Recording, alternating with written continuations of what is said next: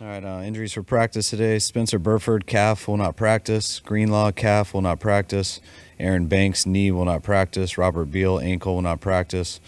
Jair Brown, ankle, limited. Garindo, foot/hamstring, limited. Go ahead. And Moses is good to go. Yep. With Aaron Banks' knee, is that a surgical thing that he'll have to have, or will that just heal on its own? I can't remember. I know he's got an MCL. I don't remember what they told me a few days ago. I think it's a... Impact him in free agency? No. If he does, it's minor. I mean, he's going to be good in a few weeks, they say, so. If you were waiting for further information on Burford the other day, what did you hear back? Nothing real specific, just that he won't be able to go today, and hopefully will later in the week, but it's going to be tight. Yeah, there's a chance. Charlie Heck at tackle, at least for today's practice? Possibly. Well, we're going to work him at a bunch of spots, so see what he can do. We're going to work him at a couple of spots, see what he can do for us. We got to mix and match a number of guys. Did you reach a resolution with Dre the last 2 games? Yeah, he's not going to play in these 2 games. Was he an agreement, or did you have to sell him on it? Or? I think he understood, yeah.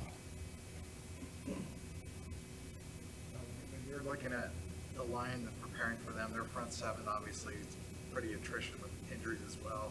How have they survived, and how different does their defense look as opposed to the last playoff game? Not much different. I've heard about all their injuries, which is a huge credit to them because they've had a ton. But I was expecting it to look a lot worse than it actually does. I mean, they're still number 1 team in the league on third down. I think they're number 6 in red zone. The way that they play the run, they've been banged up the most on D-line and linebacker. But the way they play the run and the way they rush the passer, just individually missing a couple good guys, but collectively they still do it at a very high level. And comparing them to last year, just their coverage is a lot better. They've added some new guys, drafting a young corner, bringing some guys in there, and so they're further along in defense than they were last year at this time. Moody obviously has been inconsistent this season. Does his, some of his struggles raise any questions about his long-term future, whether he's your guy? I still feel the same about him, that I believe he's going to be our guy. Everyone's got to perform and do things like that, and I think he has had a tough year. I think before his high ankle sprain, I think he was missed one. I think he was 12 or 13 before that, so I thought he was doing really well, and then had a high ankle sprain to his kicking foot. Since he's come back, he hasn't been as consistent, obviously. But I think a lot of that probably has to do with that, just common sense wise, and hopefully he can get to this off season, heal up, and find his stroke again, and play at a high level that I think he will, because he's real talented.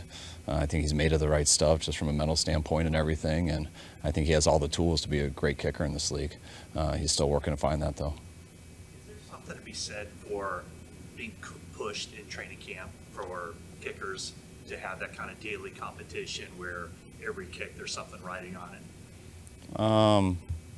I don't know. Maybe. I think you got the wrong guy if you have to. You do that when you don't think you're going to have a guy, but when those guys miss too much, you go get a new one usually. And that's what's tough about the kicker position. That's what's tough. I remember we were in Washington, and we had a young kicker who missed a number of kicks, but I didn't have much experience with kicking then. I remember kept telling the head coach that he's cost us 2 games, when are we going to move on from this guy? And he kept telling me how talented he was. You got to be patient. But then he lost us a 3rd game, and then the head coach had to make a move. But 2 years later, that guy was the highest paid kicker in the league and going to Pro Bowls.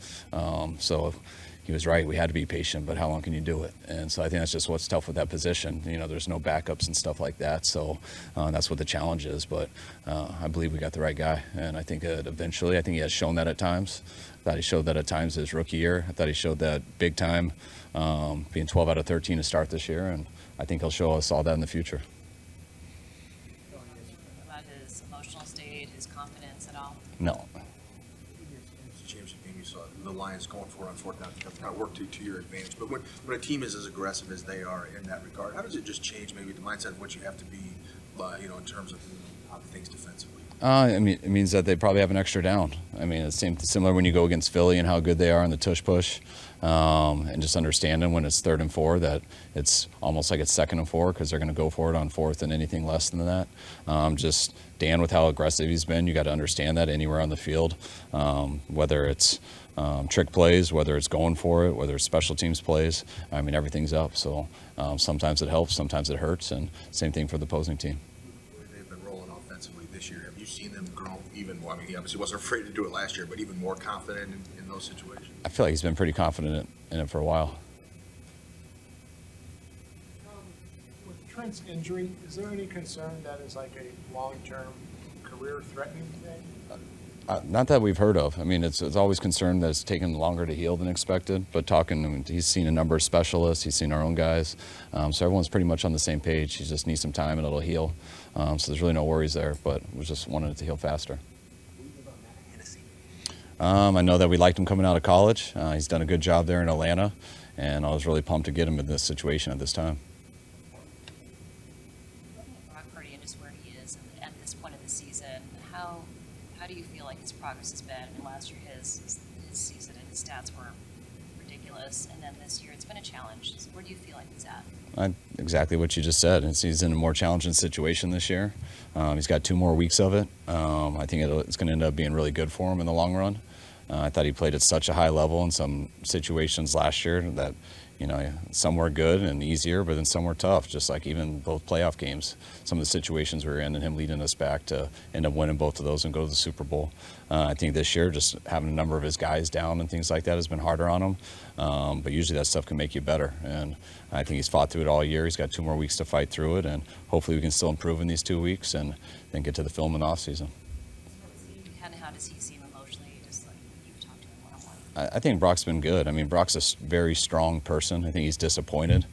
He had high expectations this year, just like we all did. I also don't think, and he hasn't ever been in a losing situation yet. So I think that's very hard for him. But to watch how he responds each week, to watch how he practices, to watch how he is in the meetings, he's always the same guy, and nothing's changed in that way. Dumb question. How much do you look at these last 2 weeks as maybe a chance to experiment with anything that you've been thinking about throughout the year? Or is that not how you look at it? That's not how I look at it. I mean, I'll experiment with anything if I think it's the right decision, gives our players a chance to be successful. But I don't just experiment with things to experiment with it. It's got to make sense who we're going against, what you're asking someone to do, and if it gives us a chance or helps us have a chance to win. Said after the end, this is one of the first times that he hasn't had games where he's played for something, and there's a lot of guys that are in the locker room that are like that as well. How do you manage their mental state, their expectations for that last 2 games? I got to tell them welcome to the reality of the world. I mean, I think it's a credit to some of the situations we've been in here the last few years, but that's not the only reason you play.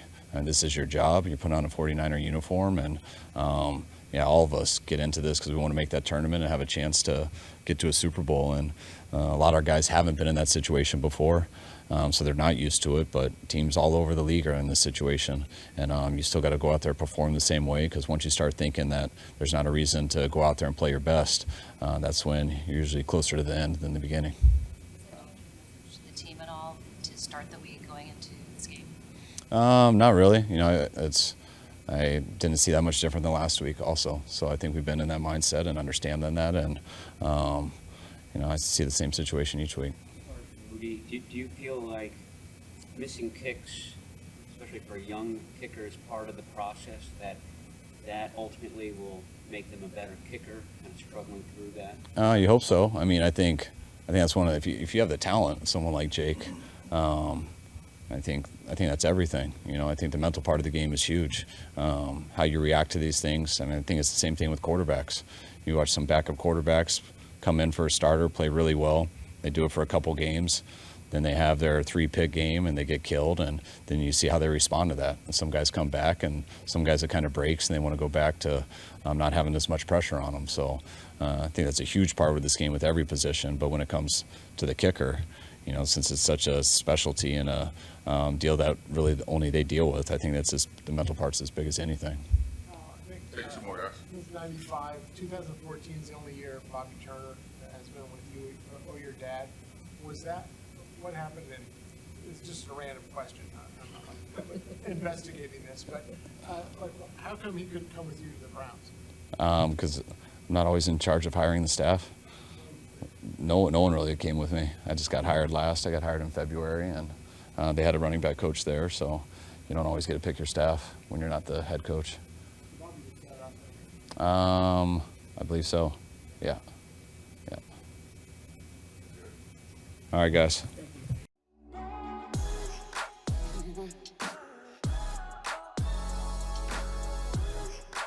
Mm-hmm.